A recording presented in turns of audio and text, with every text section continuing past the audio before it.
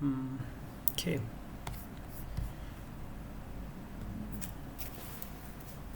All right. So I'm going to start. So first, let me make some announcements.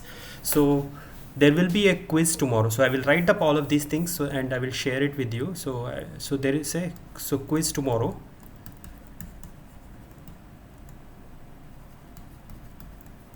Okay. So the uh, date is September 22nd, 2020, and it will be from like the last 15 minutes of the lecture. Okay, last 15 minutes. What is the syllabus? So syllabus we will be covering topics like basic probability. This is by basic probability I mean all these axioms and problems around that. Second topic that we will be talking about is conditional probability. So these are the topics that you should study. So conditional probability. And then third topic that we will discuss is like Bayes rule. Bayes rule also implies this total probability theorem.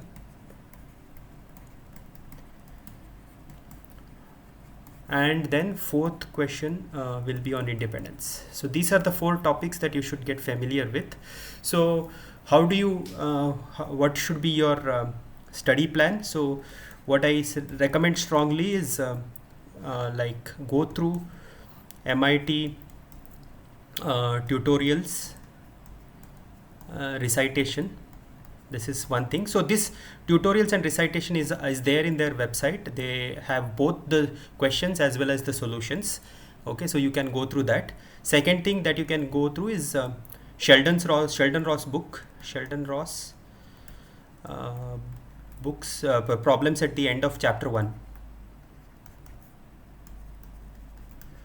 Okay, chapter 1. And of course you can only look at questions that are that we have discussed, so like which is related to the subject. And the third thing that you may want to also check is the book by Tzitziklis Bertsikas, right? This book, the other textbook. Yeah, questions from the exercises. Okay, so just go through a few. Don't have to solve all the problems. That's not going to be possible. Just go through the questions and see what you should do. So what will be a typical question? So typical question will involve you to what you need to do is you have to identify what is the sample space. So identify. So basically this is how the steps will go. You identify what's the sample space. You identify what are all the event in question. And then what we will ask you is what is the probability of some event. That's the type of question that you can expect. So it's going to be objective. So what that means is like fill in the blanks. Okay, fill in the blanks. Blanks, MCQs, etc. Okay, all these objective questions. So the first quiz is going to be typically easy because there is since it is the beginning, there is not much thing that we can ask, but that's why I recommend you that you put in enough effort for this. Okay, so this is what I wanted to say about the quiz. So more on this, some more announcements.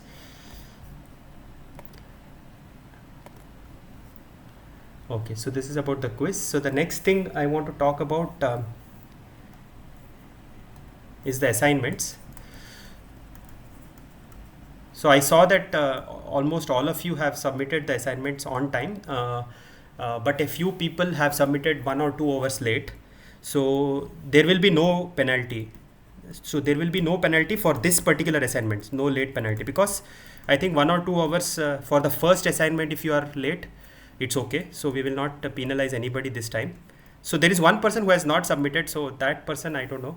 But other people who have already submitted, even with 1 or 2 hours delay, I think some of you had network issues.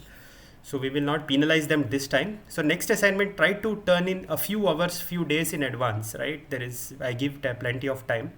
So try to turn in advance. Um, the second thing, so there will be new assignment that I will announce, but after the quiz. So new assignment after quiz. So I just want you to focus on the quiz right now. So after the quiz, I will give you a new assignment. And so in general about the course, okay. So let me just write here. So the way I think about this course is for the course evaluation. Okay, so I don't want, see, the course will be such that you will not fail if you, or you will not like, it's very difficult to fail as well as it's very difficult to get the top grade. That's the way I would like to keep this course. So if you put in enough effort, you shouldn't have any problem clearing this course. So all I ask you to do is that you don't cheat, because if you do cheat, there will be big penalties for it. Okay, so course evaluation is like easy to clear. Okay, but yeah, so cheating is penalized. So I just want to make it very, very clear, because tomorrow we have the first quiz. So what we will do is, if we suspect cheating, we may conduct viva, individual viva. Viva may be conducted. Okay, so if we feel like some students might have cheated, so we may call for a separate viva, and if the student is not able to convincingly indicate how the answers he got, then we may be taking some penalties there. So please don't cheat, put in sufficient effort, you will do well. Okay, and I know that the general mindset that you have is like you would like to score as many marks as possible, and then have a very good academic certificates and then all these things. But that is probably, see, you are in a top institute, so you have anyway a lot of things will be, opportunities will open for you. So don't focus that way. What I would otherwise want you to do is like, just think about trying to see whatever tools and techniques you learn, what are all the products that you can come up with. Okay, try to think about like a new product that you can create. Okay, there, if one of you comes up with a fantastic idea, it's always possible to get funding. Okay, so I don't want you to think from the point of view of getting jobs or things like that. That will anyway happen when you have your own original ideas. So this is a good time. It's in the beginning of your entire undergraduate, so there is a lot more years to go. You can actually try to develop that skill. Okay, don't try to get good academic certificates. They have important value because they will put you to some position, but beyond that, what you learn is going to be more important. Okay, so point is, there is a quiz tomorrow, and don't cheat. All right, so this is about that. So one more announcement is that there's going to be a project. So this project I didn't announce again because of the quiz. So announcement will be made after quiz. Okay, so on Wednesday or Thursday. Let's say Thursday. And this project is for postgraduates. So UG students may also take this up. Somebody has any question?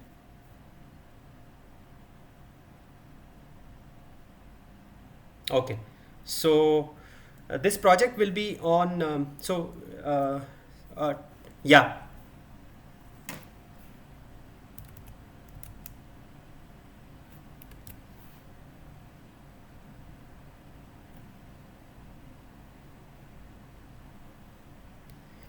Okay, so this particular problem that I'm keeping in mind is like a machine learning problem, and it's going to be a coding problem. So it's going to be a machine learning problem. You will implement an algorithm called as naive Bayes. Okay, and it will be, you have to show basically you have to implement what is a classification algorithm through this. So I will make a video on that, and I will share it with all of you. So those of you who are interested can take it up. Okay, So yeah, so I will make that announcement. I just wanted you to focus on the quiz first, so I didn't do any such thing till today. Okay, any other questions?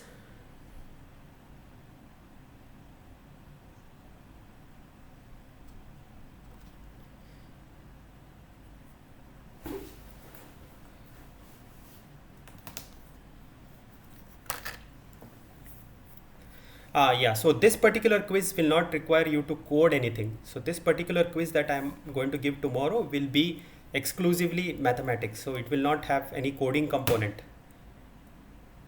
Did that answer your question? All right. So we will, the assignments that I'm going to announce after the quiz, that one will have some coding components. So that we will do. And even the project will be completely coding component. All right. So these are all the announcements. So let's move on to the subject matter of this week's class. And yeah.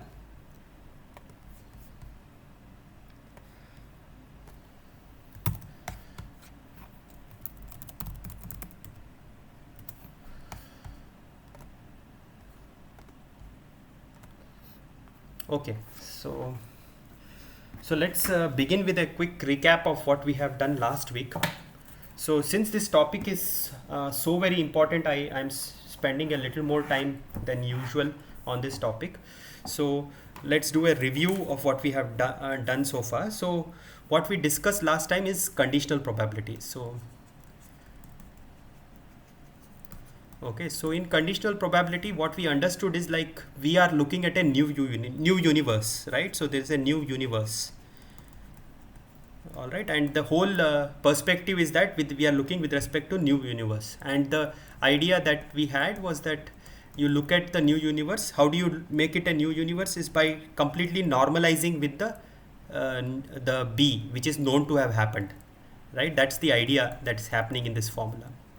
Okay, and then this was the first aspect of conditional probability, and then we gave a definition of independence.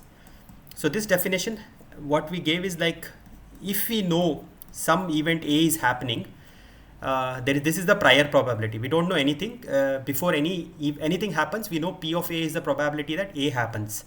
Now suppose I give you some additional information, and if it was the case that the additional information did not help, we said that A and B are independent. This is what the definition we gave last time. Okay, so this definition is good. This definition is good for you to understand what's going on, but there is a problem with this definition. It's a very, very simple problem, and there is a very simple fix. The problem is, if you look at the definition of A given B, you have a division by P of B. Okay, so this definition is only true when P of B is greater than 0, right? So this definition is only true because otherwise it will be a divide by 0 kind of a situation. So this definition of independence is not complete. So we need to refine this definition. The way we refine this definition is very, very, very simple. So let's do some algebra from this. So we will take this, and what we will do is we will write P of A intersection B is equal to P of A given B into P of B. This is what we can do. And now what we know is like if they are independent, we know that from the previous unrefined definition, what we know that P of A given B, sorry, A intersection B is equal to P of A into P of B. Why? Because from the previous unrefined definition, A given B is equal to P of A when A and B are independent. Now, this is the definition that we will use for saying A and B are independent. So this is the refined definition. Okay, now what's the advantage of this definition? Now we don't require that P of B has to be greater than 0. That requirement is no longer existing. So that is why this definition is refined definition of A and B being independent events. Okay, so this is kind of where we left off last time, but we will do some more recap. But yeah, so is this definition of independence clear?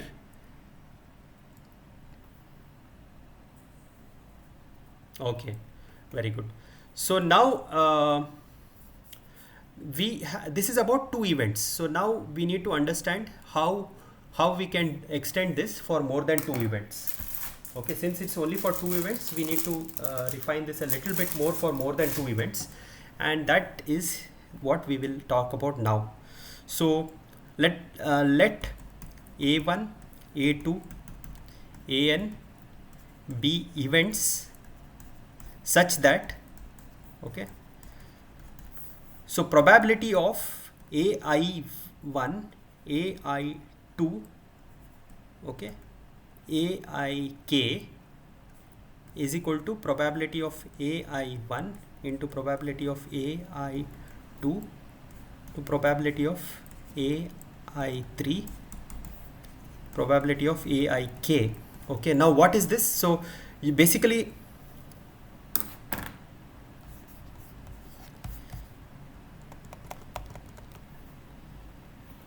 I don't know why this came. Just a moment. So what I'm saying is, so basically you have AI1, AI2, all of these guys, AIN. So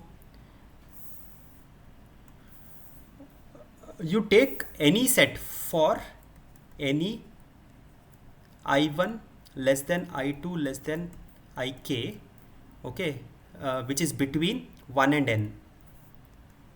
So what I'm trying to say is, you take any subset of this A1 to AN, okay, and you take the joint probability. Joint probability means AI1 happens intersection AI2 intersection AIK. That whole thing is product of individual events happening. Okay, this is true for any subset defined by this I1 to IK. Okay, if that is true, then we say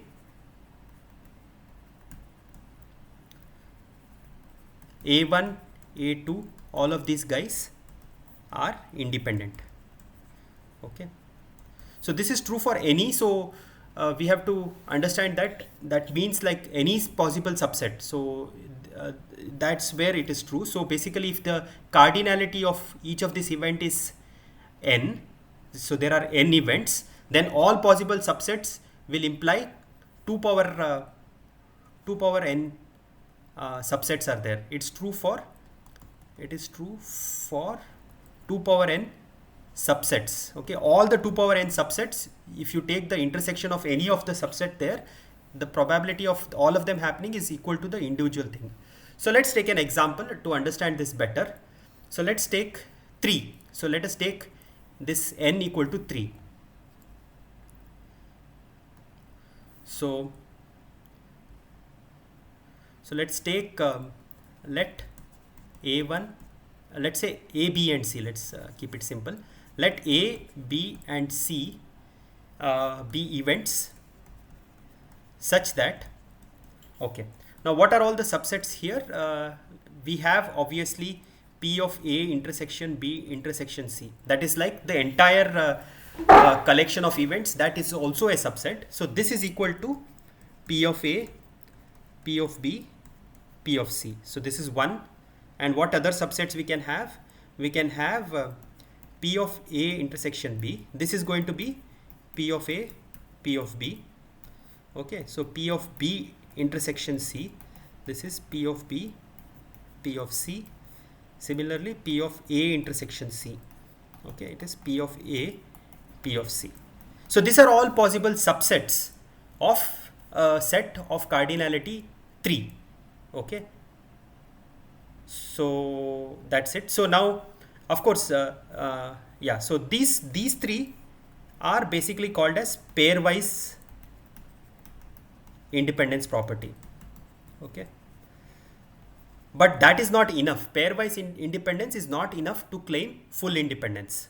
So I will give you like you have already seen in the MIT lecture that they have discussed this in detail. So in order to not repeat these things, I will give you a small assignment to about pairwise independence to this time. So just to show you, like ask you to come up with examples. Okay, any question about independence? Okay, all right. So let's move on. So this is first thing. So let me just save it.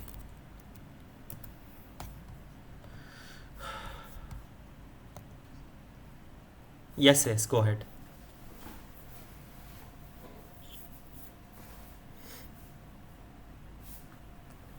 Yes, is 2 raised to 3. That's correct. Yes. So what we have is only 4. Where are the others?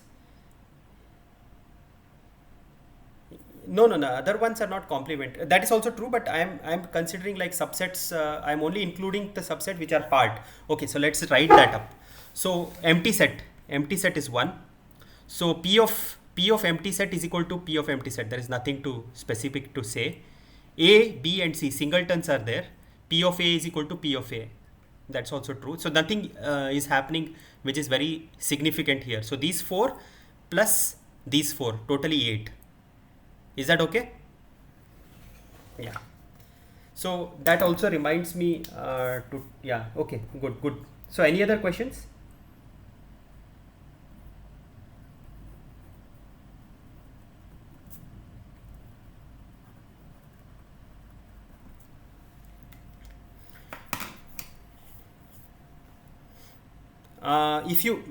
If you consider A complement, B complement, and C complement and things like that, right? That's what you're asking. So if you consider A complement, B complement, C complement, the total number of events will become 6. And then you are talking about independence of all of these events. Okay, but when you are talking about 3 events, we don't consider the complements in this. So when I say subset, I'm just looking at which of all the things that are chosen. So let me write that here. Okay, so just to like completely make it clear, I understand your concern. It's a legitimate concern. So let me just make it more clear. So if you want to talk about complements, so you have to take A, B, C, then you have to take A complement, B complement, C complement. Okay, then you can talk about the 2 power 6 subsets that come in here, and then you can talk about the independence here. But I am not talking about this. Yeah.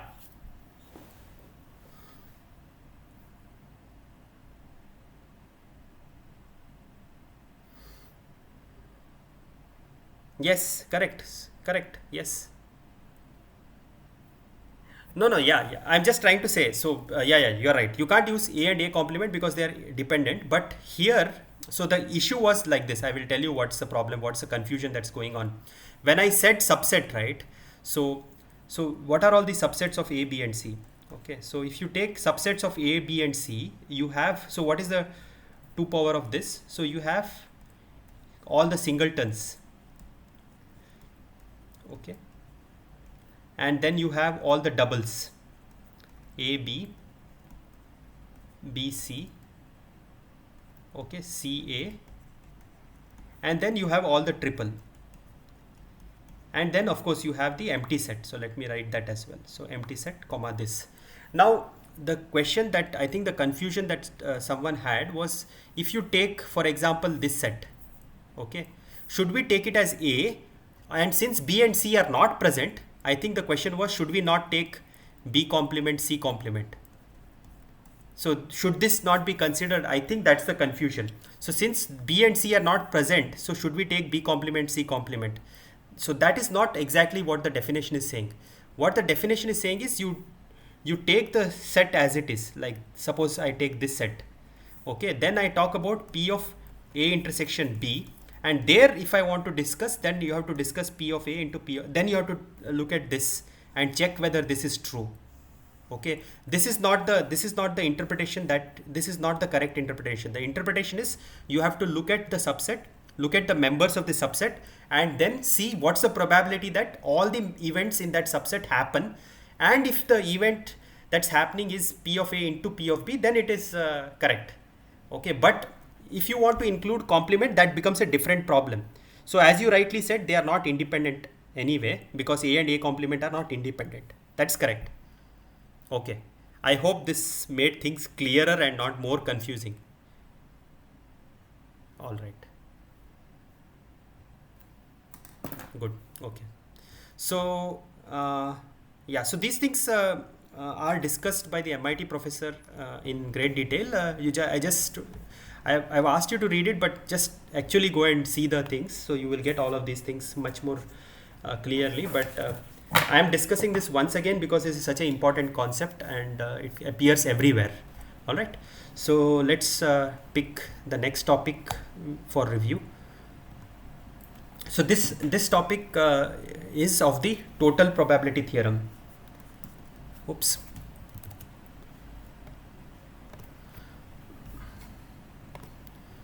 All right, so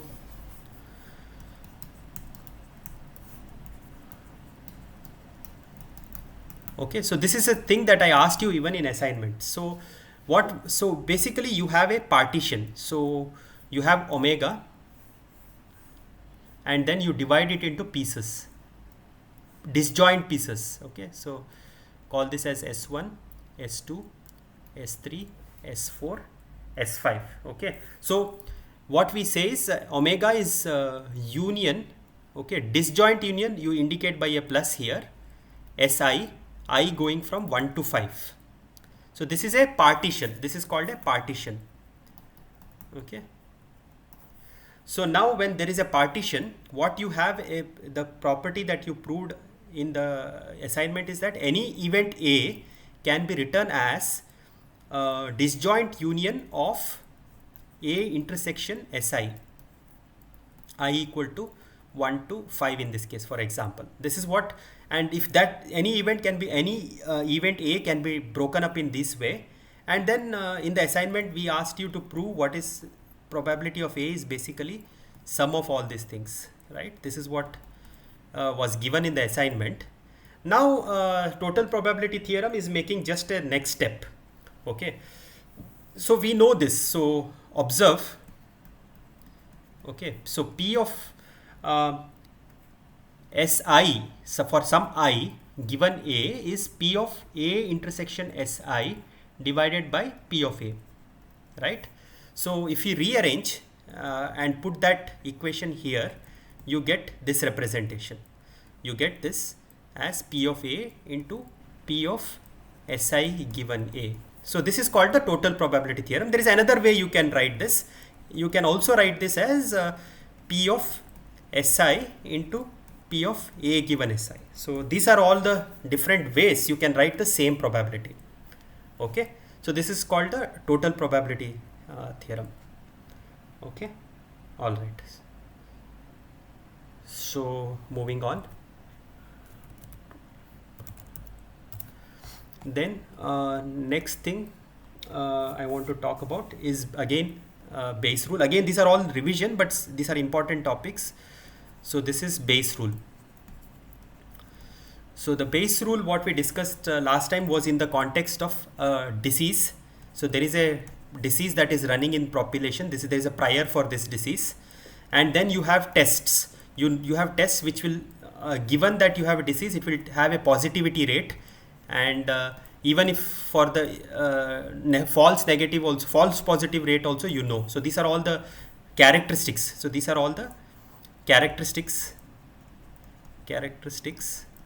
of the test. Okay, so this is called as the prior. So what we did from in the last class was we solved the inference problem. So we did the inference problem.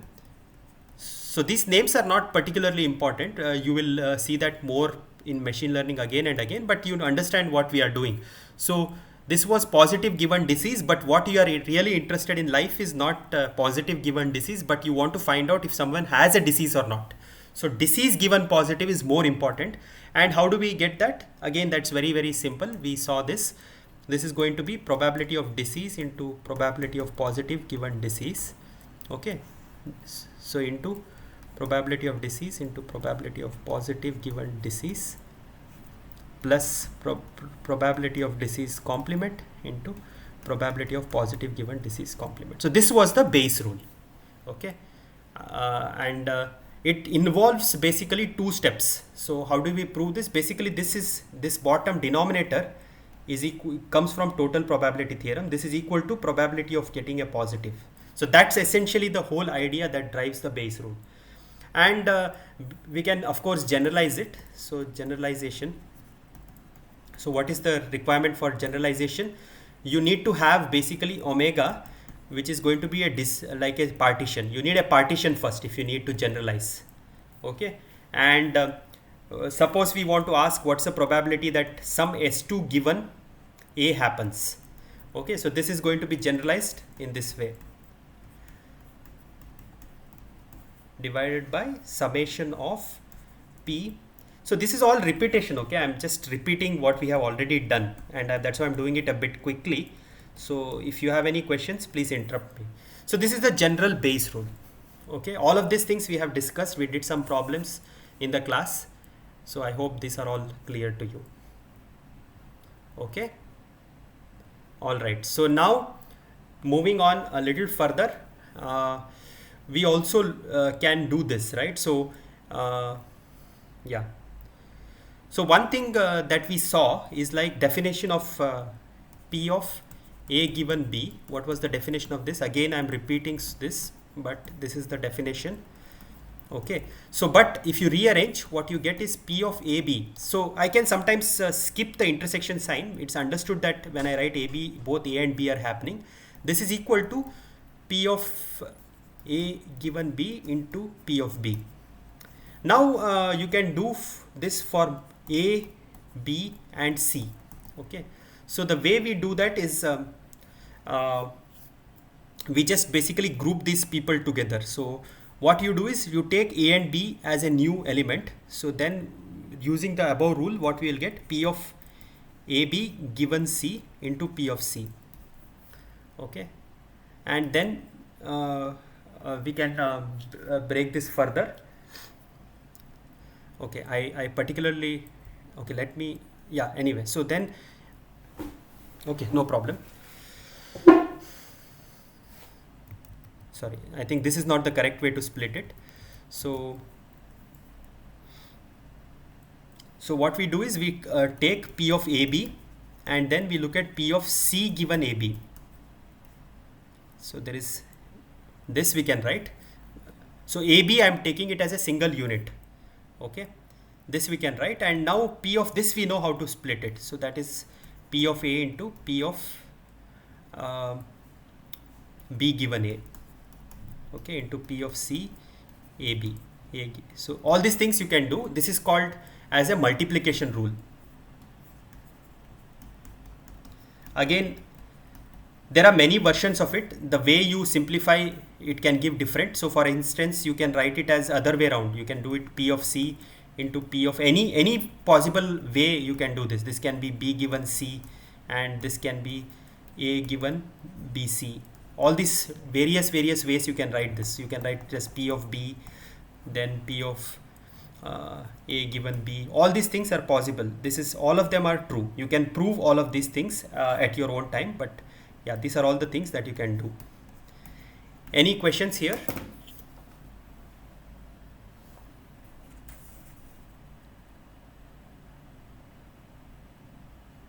Okay, very good. So these are all again things that we have covered in the last module, but let's just quickly discuss them because they are kind of so important. All right. So the next thing is conditional probability. So conditional probability actually obeys all the axioms. So conditional probability obeys all probability axioms. So what was, so this is something that I will ask you to do as part of assignment. So check conditional probability as axioms. Okay, so let me just again spend some time here. I won't do the entire thing, but what you have is omega EP. This is the unconditional space. So from this you go to some event E. Now let us say A happens. Okay, so now your omega will become A and E will become E intersection A, and then your P will become given A. So you will become, you will have a conditional probability. Okay, so what are all the axioms here? You have normalization, which is this. You have non-negativity. Then you have mutually disjoint, right? So A and B are mutually disjoint. Okay, let's say let's not call it A and B because we have already used. So E1 and E2 are mutually disjoint. So then what we have is this, right? These are all the axioms that you had studied before. Now in the conditional universe also this is true. So omega given A will be 1. P of, let's call this as E. Okay, and then P of E given A will be greater than 0. And then also you will have stuff like E1 intersection E2 given A will be P of E1 given A plus P of E2 given A. So what this is essentially showing is these properties you can, so this can be proved. Okay, and this will be a assignment for you. It is there in the exercises. It's discussed by the MIT prof, and it's also there as in the like textbook also. But it's so important that I would like you to do it. All right, I will share the assignment anyway. But yeah, this is something that you can also do.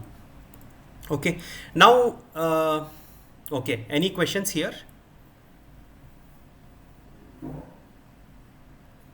All right. So yeah, go ahead.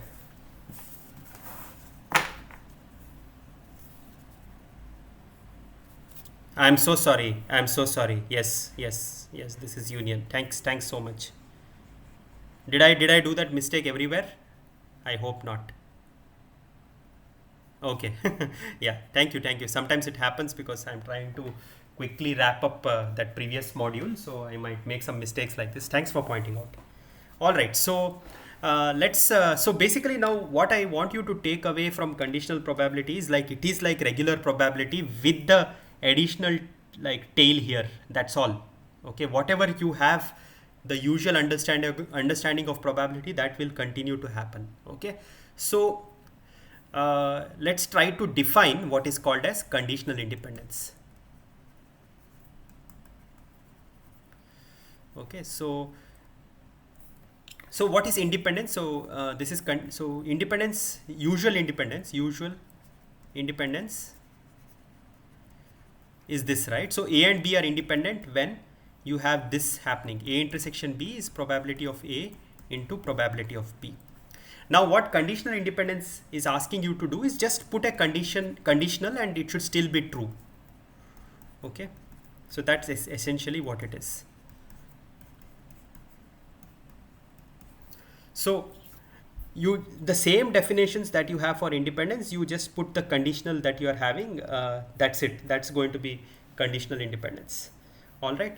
Now independence is a property that does not carry forward. So let me write this. So unconditional independence. Okay. Independence does not imply conditional independence. Again, this is something that MIT Professor Prof asks discusses in the exercises, in the lectures. I will also ask you to do this. Okay, unconditional independendence. So what I'm saying is if A and B, so let's try to understand what this means. So if A and B are independent here, so that means P of A intersection B is equal to P of A into P of B. Okay.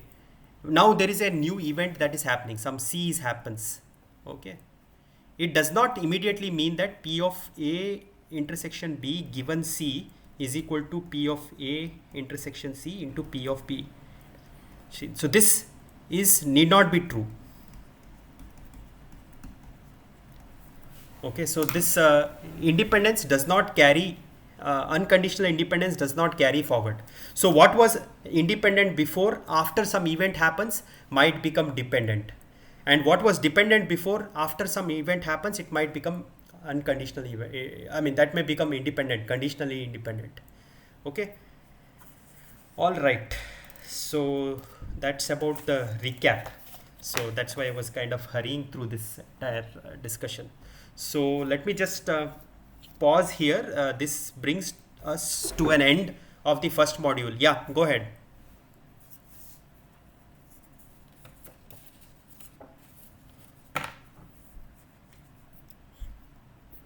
I'm not able to hear you. Can you repeat again?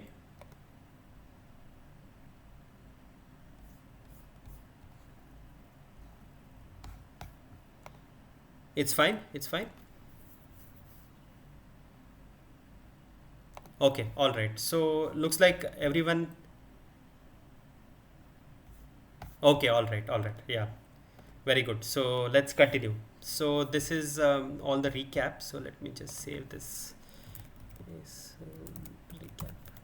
Okay, so now once all this recap is out of way, it took so much more time than I wanted, but I guess there is some merit in discussing this again. So let me just continue. Okay, so now we are coming to a new module. The module is called random variables. Okay.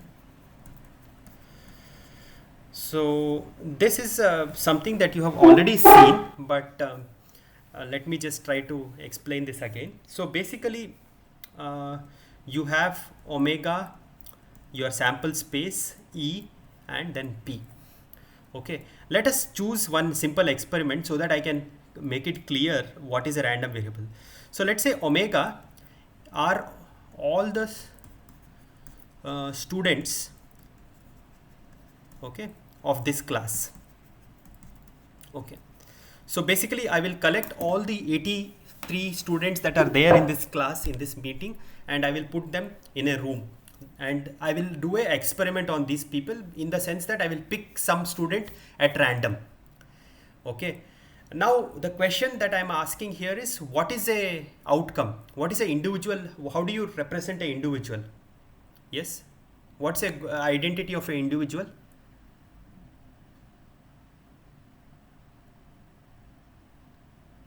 Yes, so roll number is 1, but so for example, omega is equal to roll number. Okay, that is one identity. So also omega, if I try to like scientifically look at it, omega maybe I can consider it as a gene sequence also, something that is uniquely identifying every individual. Okay, so in general, when we look at, so this is a probability space. Okay, so this is the probability space. So whenever you look at a probability space, the omega can be a abstract set. So this is a abstract set. Okay, now consider this idea that you take this omega E and P, where your this is your CS230 slash CS561 class, and now what we do is we pick a student at random, we measure their height. Okay, so what is the height going to be? This is going to be height in inches, that is one, or you can measure a student weight. Okay, this is going to be kilograms. Okay, or you measure, let us say, gender. Okay, so gender, if you measure, I will consider, for example, 1 to be female and 0 to be male. So some kind of a representation like this. I can also look at IQ. Okay, so I will get a number for this class, maybe it is something in the range of 140 to 180, something like that I may get. Okay, so these are all the things I could do. Instead of looking at the abstract set, I am going to look at measurements. Okay, so that is the idea of random variable. So definition of a random variable is, it is a function. Random variable is a function from omega to r. Okay, that's all. So basically, instead of trying to deal with the abstract space, we are looking at space which is actually going to be on r. So what was originally random in terms of whom you pick will now become a random height, right? So I was picking some student at random. Instead of looking at the student identity such as roll number or gene sequence, I am actually going to look at their height. Okay, that is going to become the new thing that I will focus on. Okay, so the question that comes here is there any advantage of doing this? What do you feel? Is there any advantage of doing these measurements rather than looking at the abstract space? Yes, anybody has any views here?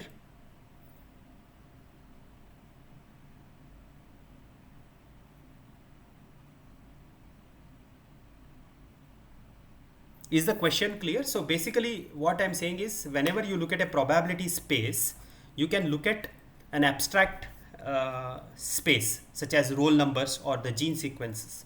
Is there any advantage of looking at height, weight, gender, IQ, all these kind of attributes or measurements of this random space?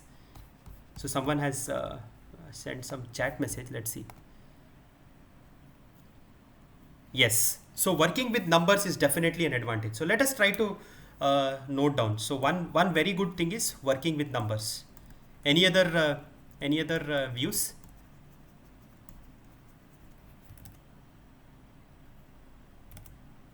Yes.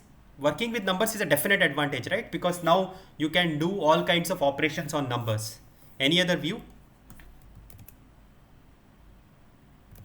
Okay, you can encode them, of course, but working with number, it's encoding is like another layer. You have to encode, decode, all those things will come. But that's one thing. Okay, so let me pitch in one. Yeah, data analysis becomes easier. So that is where I wanted you to tell. So basically, what happens is many phenomenon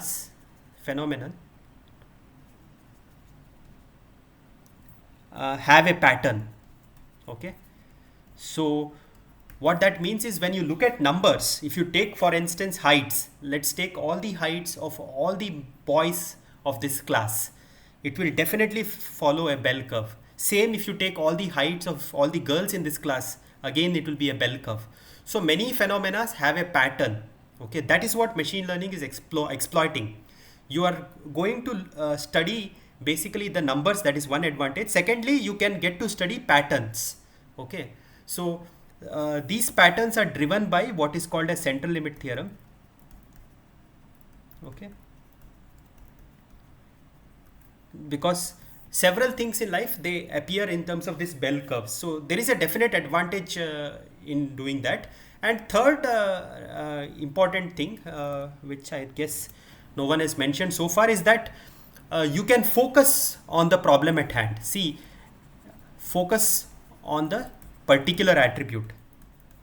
What I mean by that is, so you may not be interested in all the things about this class, but you may be only interested, for instance, in the IQ.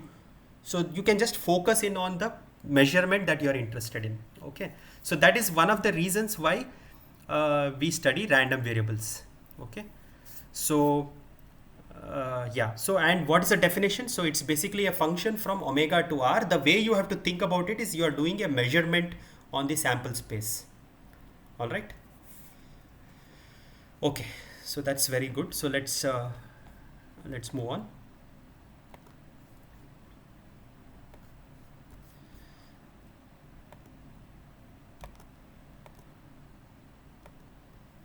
So yeah, so when you have the original space, so this is the original space, you do a measurement. The random variable that always you use, you denote by a capital letter such as x or y, and then you get a real number r. Okay, so if your original space was discrete, which means discrete or slash finite. Okay, so when you take measurements on that, you will also get discrete or finite. Okay, so that's the first type of things. So basically if there are a finite number of students in the class, if you do the measurements on height, they will fall into finite number of bins. So for instance, let's talk about that. So this is your entire class. So this is again what you have seen in the MIT videos as well, but let's just try to study this. So there could be a couple of people who are in the same height. So this is your real number. And what you have is you are just mapping individuals to heights. Okay, so something like this. So what will be finite here will continue to be finite here. Okay, so that is the first classification. So random variables can be discrete. So let me write here, random variables, like your original probability space, they can be discrete or they can be continuous. Okay, so discrete means finite or well separated, countably infinite samples, like subsets of real 9, or continuous means like your real interval 0 to 1, 0 to 2, and so on. Okay. All right. So I guess, yeah, so let's move on. So now what you can do is like you can talk about what is called as a probability mass function. So for instance, in the class example, right? So I can think of basically writing down all the heights in the x-axis. In the y-axis, I will write what is the probability that the random variable takes a value x. So what I mean to say is if there are two students, let's say the class strength is 100, okay, and I'm picking each student uniformly at random. There are two students whose height is 55 inches. So basically what will happen at 55 inches in this is like I will have I will plot this to be 2 over 100. Similarly 56 inches may be 3 over 100. So I can come up with this kind of a plot. Okay, this may be 2 over 100 and so on. Okay, so this is called as a probability mass function. So it is denoted by px of x. It is defined as what's the probability the random variable takes a particular value x. The way to think about this is like you have your sample space omega, the sample space, and then each individual member is measured to a point in the real number.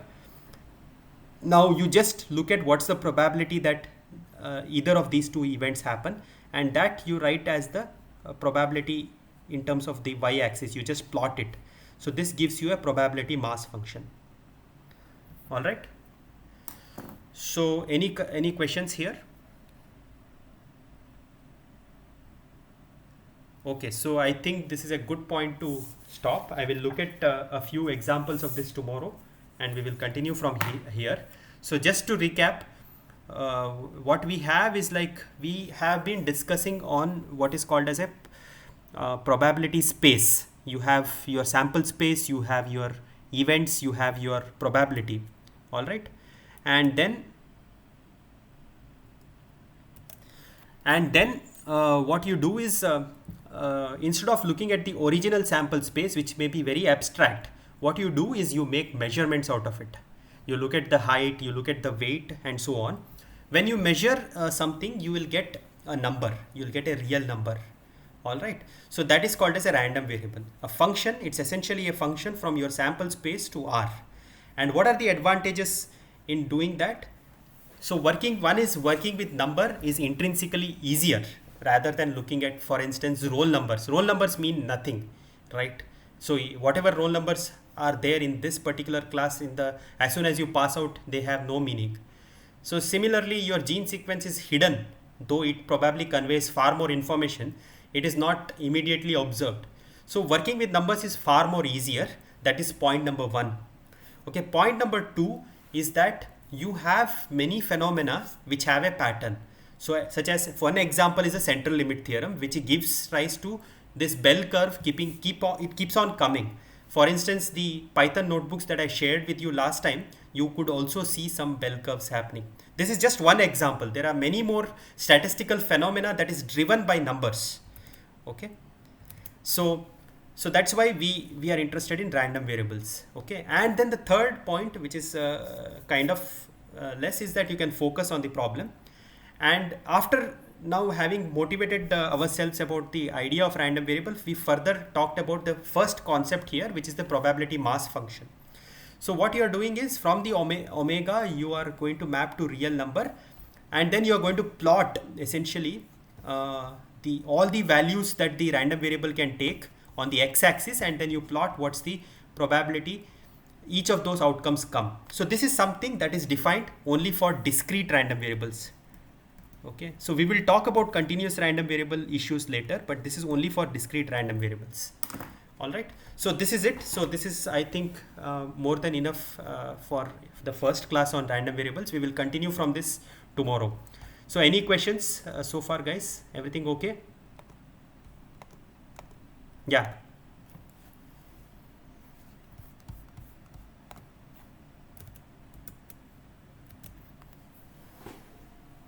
Yeah.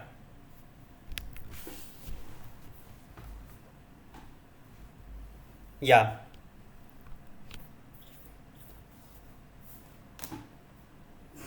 Yes. Yes. Yeah. Okay. Okay. Yeah. Uh-huh.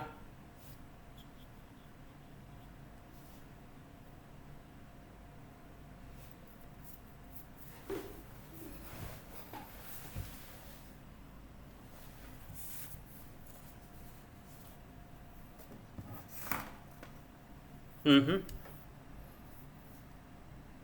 Mm-hmm.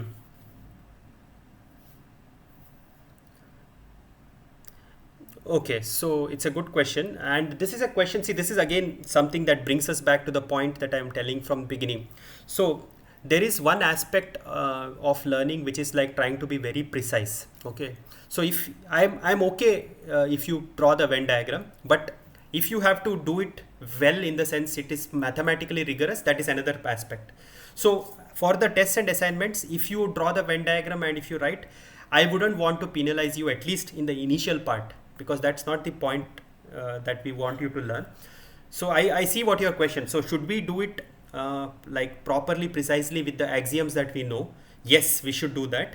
But if you don't do it initially, at least we would not like to penalize you. So yeah, so just to be very more clear, what I will do is after your quiz tomorrow, I will I will make a video on what should be the most precise way of proving these things, and I will share it with you so that you know like what is like the mathematically correct way. But initially, at least we won't penalize you. Does that answer your question?